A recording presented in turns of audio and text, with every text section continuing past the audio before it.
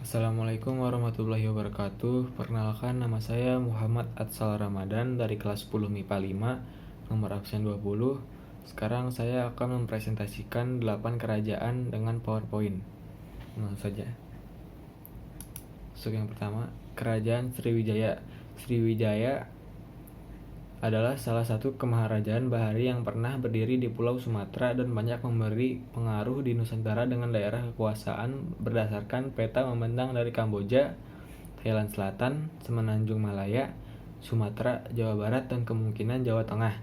Dalam bahasa Sanskerta, Sri berarti bercahaya atau gemilang, dan Wijaya berarti kemenangan atau kejayaan. Maka nama Sriwijaya bermakna kemenangan yang gilang gemilang. Dan di sini ada info tambahan Kerajaan Sriwijaya. Kerajaan Sriwijaya berdiri sekitar abad ke-7 Masehi. Pusat kerajaan ini pada awalnya terletak di Muara Takus, Riau. Namun setelah menguasai Palembang, pusat kerajaan dipindahkan ke Muara Sungai Musi di Palembang. Dari Palembang, Kerajaan Sriwijaya berhasil menguasai daerah-daerah sekitar, bahkan hingga ke Semenanjung Malaya dan tanah Genting Kra di Thailand.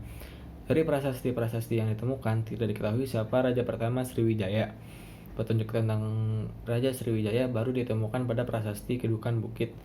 Kerajaan Sriwijaya mengalami masa kemasan pada masa pemerintahan Raja Bala Putra Dewa. Dan selanjutnya, Kerajaan Majapahit. Kemaharajaan Majapahit adalah sebuah kerajaan yang berpusat di Jawa Timur, Indonesia, yang pernah berdiri sekitar tahun 1293 hingga 1527 Masehi. Kerajaan ini mencapai puncak kejayaannya menjadi kemaharajaan raya yang menguasai wilayah yang luas di Nusantara pada masa kekuasaan Hayam Wuruk yang berkuasa dari tahun 1350 hingga 1389. Dan di sini ada infografisnya. Kemaharajaan Majapahit, negara terbesar di Nusantara, didirikan Raden Wijaya pada akhir abad ke-13 Masehi, berpusat di Mojokerto, Jawa Timur. Mencapai puncak kejayaan pada era Hayam Wuruk 1350 sampai 1389 dan Mahapatih Gajah Mada. Menjalin hubungan luar negeri dengan Cina, Siam Thailand, Burma Myanmar, Kampa Vietnam, dan Kamboja. Wilayah kekuasaan Majapahit menurut Nagara Kertagama: Jawa, Sumatera, Kalimantan, Sulawesi, Nusa Tenggara, Maluku, Papua, Tumasik, Singapura, Malaya, Malaysia, dan Brunei, sebagian Filipina. Runtuh pada awal abad ke-16 Masehi dikarenakan 1. Perang saudara, lemahnya pemimpin, lepasnya wilayah jajahan, dan berkembangnya Islam di Jawa, Kesultanan Demak. Selanjutnya ada Kerajaan Pajajaran. Pakuan Pajajaran atau Pakuan atau Pajajaran adalah ibu kota Dayeuh dalam bahasa Sunda kuno, Kerajaan Sunda Galuh yang pernah berdiri pada tahun 1030 sampai 1579 Masehi di Tatar Pasundan, wilayah barat Pulau Jawa. Lokasinya berada di wilayah Bogor, Jawa Barat sekarang. Pada masa lalu, di Asia Tenggara ada kebiasaan menyebut nama kerajaan dengan nama ibu kotanya, sehingga Kerajaan Sunda Galuh sering disebut sebagai Kerajaan Pajajaran. Dan di sini ada peninggalan Kerajaan Pajajaran, yang ada situs Karangmulyan dan macam-macam prasasti. Selanjutnya ada Kerajaan Kutai. Kutai Martapura adalah kerajaan bercorak Hindu di Nusantara yang memiliki bukti sejarah tertua berupa prasasti Yupa dan berdiri sekitar abad ke-4. Pusat kerajaan ini terletak di Muara Kaman yang saat ini adalah sebuah kecamatan di Kabupaten Kutai Kartanegara, Provinsi Kalimantan Timur. Nama Kutai diberikan oleh para ahli mengambil dari nama tempat ditemukannya prasasti yang menunjukkan eksistensi kerajaan tersebut.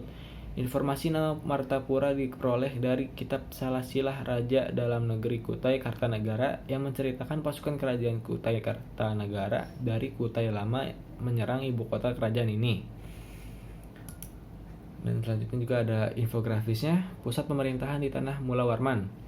Kerajaan Kutai Martapura berdiri di sekitar Bukit Berubus dan Danau Lipan di Muara Kaman, Kutai Kartanegara. Raja pertama Kutai Martapura adalah Kudungga, kakek dari raja termasyhur bernama Mula Warman. Mula Warman memerintah pada abad ke-4. Prasasti Yupa yang ditulis pada masa Mula Warman mengakhiri zaman prasejarah di Nusantara. Hanya Kutai Martapura yang waktu itu bisa disebut sebagai sebuah negara.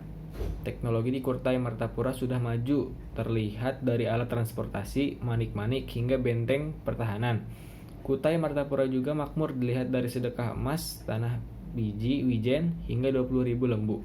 Setelah berdiri 13 abad, Kutai Martapura ditaklukkan Kerajaan Kutai Kartanegara pada abad ke-17. Selanjutnya ada Kerajaan Tarumanagara. Tarumanagara atau Kerajaan Taruma adalah sebuah kerajaan yang pernah berkuasa di wilayah barat Pulau Jawa pada abad ke-5 hingga abad ke-7 Masehi. Tarumanagara merupakan salah satu kerajaan tertua di Nusantara yang meninggalkan catatan sejarah dan peninggalan artefak di sekitar lokasi kerajaan. Terlihat bahwa pada saat itu Kerajaan Taruma adalah kerajaan Hindu beraliran Wisnu. Kata Tarumanagara berasal dari kata Taruma dan negara. Nagara artinya kerajaan atau negara, sedangkan Taruma berasal dari kata Tarum yang merupakan nama sungai yang membelah Jawa Barat, yaitu Citarum. Pada muara Citarum ditemukan percandian yang luas, yaitu Percandian Batujaya dan Percandian Cibuaya yang diduga merupakan peradaban peninggalan kerajaan Taruma. Dan di sini ada raja yang memerintah Kerajaan Tarumanagara. Dari 1 Jayasigawarman, 2 Dharmayawarman, 3 Purnawarman, dan seterusnya. Dan selanjutnya ada Kerajaan Kalingga. Kerajaan Kalingga atau Kerajaan Halong, nama Pekalongan berasal dari istilah setempat Halong yang berarti hasil. Adalah kerajaan bercorak Hindu-Buddha yang pertama muncul di pantai utara Jawa Tengah pada abad ke-6 Masehi dan bersama dengan Kerajaan Kutai dan Tarumanagara. Raja-raja yang di sini juga ada raja-raja yang memerintah Kalingga. 1 Prabu Wasumurti, 2 Prabu Wasugeni, 3 Prabu Kiratasingha, 4 Prabu Kartikaya Singha, dan 5 Ratu Sima. Selanjutnya ada Kerajaan Salakanagara. Kerajaan Salakanagara merupakan kerajaan Sunda tertua di Nusantara. Berdasarkan naskah Wangsakerta, Pustaka Rajia di Bumi Nusantara yang disusun sebuah panitia dengan ketuanya Pangeran Wangsakerta. Diperkirakan merupakan kerajaan paling awal yang ada di Nusantara. Salakanagara diyakini sebagai leluhur suku Sunda. Hal ini dikarenakan wilayah peradaban Salakanagara sama persis dengan wilayah peradaban orang Sunda selama berabad-abad. Dan yang memperkuat lagi adalah kesamaan kosakata antara Sunda dan Salakanagara. Di samping itu ditemukan bukti lain berupa jam Sunda atau jam Salakanagara, suatu cara penyebutan waktu atau jam yang juga berbahasa Sunda. Dan di sini juga ada infografis Kerajaan Salakanagara.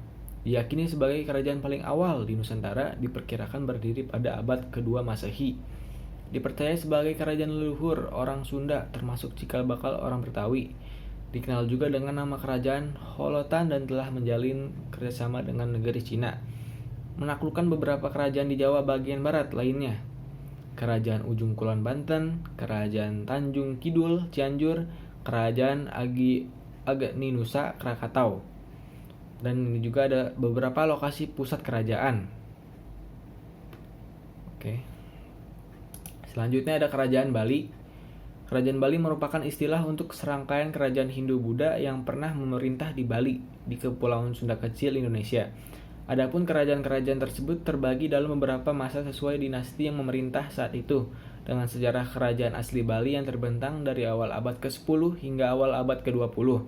Kerajaan Bali menunjukkan budaya istana Bali yang canggih di mana unsur-unsur roh dan penghormatan leluhur dikombinasikan dengan pengaruh Hindu yang diadopsi dari India melalui perantara Jawa kuno, berkembang, memperkaya, dan membentuk budaya Bali.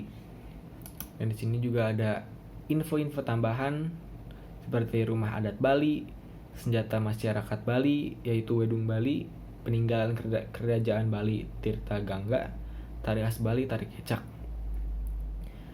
Sudah sekian dari saya. Wassalamualaikum warahmatullahi wabarakatuh.